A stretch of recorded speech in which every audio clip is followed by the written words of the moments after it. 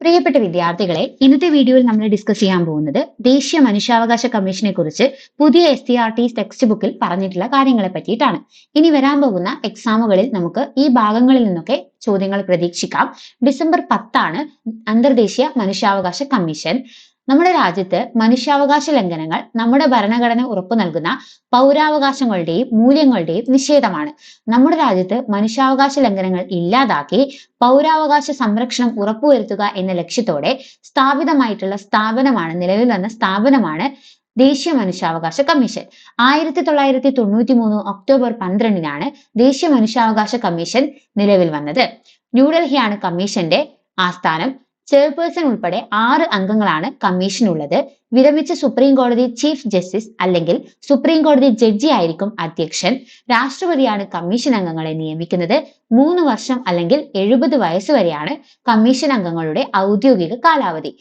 1993 October 12 നിലവിൽ വന്നു. ന്യൂഡൽഹി ആസ്ഥാനം. ചെയർപേഴ്സൺ ഉൾപ്പെടെ 6 അംഗങ്ങളാണുള്ളത്. വിരമിച്ച സുപ്രീം കോടതി ചീഫ് ജസ്റ്റിസ് അല്ലെങ്കിൽ സുപ്രീം കോടതി ജഡ്ജി ആയിരിക്കും നമ്മുടെ അധ്യക്ഷൻ. അതേപോലെ രാഷ്ട്രപതിയാണ് കമ്മീഷൻ അംഗങ്ങളെ നിയമിക്കുന്നത്. 3 വർഷം അല്ലെങ്കിൽ 70 വയസ്സ് വരെയാണ് കമ്മീഷൻ അംഗങ്ങളുടെ ഔദ്യോഗിക കാലാവധി. മനുഷ്യാവകാശ സംരക്ഷണ നിയമം 1993. മനുഷ്യാവകാശ സംരക്ഷണത്തിനും അനുബന്ധ കാര്യങ്ങൾക്കുമായി ദേശീയ സംസ്ഥാന തലങ്ങളിൽ മനുഷ്യാവകാശ കമ്മീഷനുകളും കോടതികളും സ്ഥാപിക്കാൻ നിർദ്ദേശിച്ചുകൊണ്ട് നിലവിൽ വന്ന നിയമമാണ് മനുഷ്യാവകാശ സംരക്ഷണ നിയമം 1993. 1993 സെപ്റ്റംബർ 28 നിയമം പ്രാബല്യത്തിൽ വന്നത്.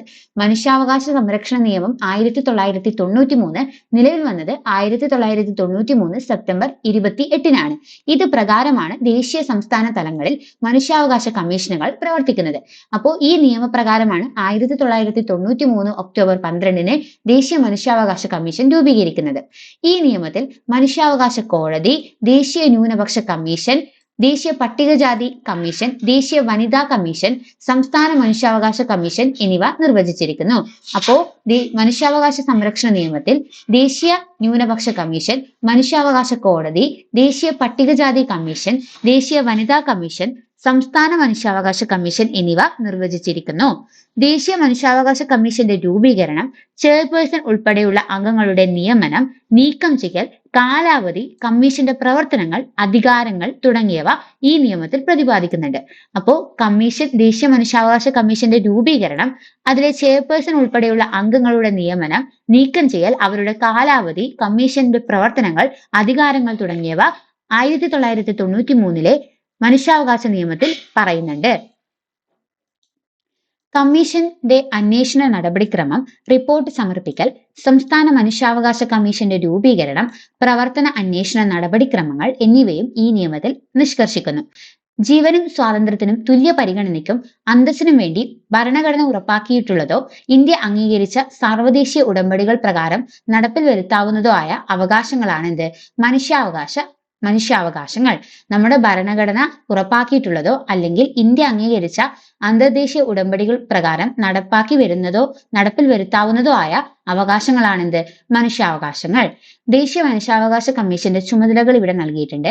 മനുഷ്യാവകാശ ലംഘനം സംബന്ധിച്ച പരാതികളിൽ അന്വേഷണം നടത്താനും, മനുഷ്യാവകാശ ലംഘനം സംബന്ധിച്ച കോടതി നടപടികളിൽ കക്ഷി ചേരാനും, ജയിലുകൾ, പുനരധിവാസ കേന്ദ്രങ്ങൾ മുതലായവ സന്ദർശിച്ച് പരിഷ്കരണ നിർദ്ദേശങ്ങൾ സമർപ്പിക്കാനും, മനുഷ്യാവകാശ പരിരക്ഷാ സംവിധാനങ്ങളുടെ നിർവഹണവും ഫലപ്രാപ്തിയും വിലയിരുത്തി നിർദ്ദേശങ്ങൾ നൽകുക എന്നിവയും, അതുകൂടാതെ മനുഷ്യാവകാശത്തെ സംബന്ധിച്ച് അന്തർദേശീയ കരാറുകൾ, പ്രഖ്യാപനങ്ങൾ തുടങ്ങിയ വിശകലനം ചെയ്ത് നടപടികൾ സ്വീകരിക്കൽ, നിയമപാലകർ ഉൾപ്പെടെയുള്ള പൊതുസേവകരുടെ ഭാഗത്തു നിന്നുണ്ടാകുന്ന മനുഷ്യാവകാശ ലംഘനങ്ങളും ഇവ തടയുന്നതിൽ വരുത്തുന്ന വീഴ്ചകളും പരിശോധിച്ച് നടപടികൾ സ്വീകരിക്കുക എന്നതുമൊക്കെയാണ് മനുഷ്യാവകാശ കമ്മീഷന്റെ ചുമതലകൾ.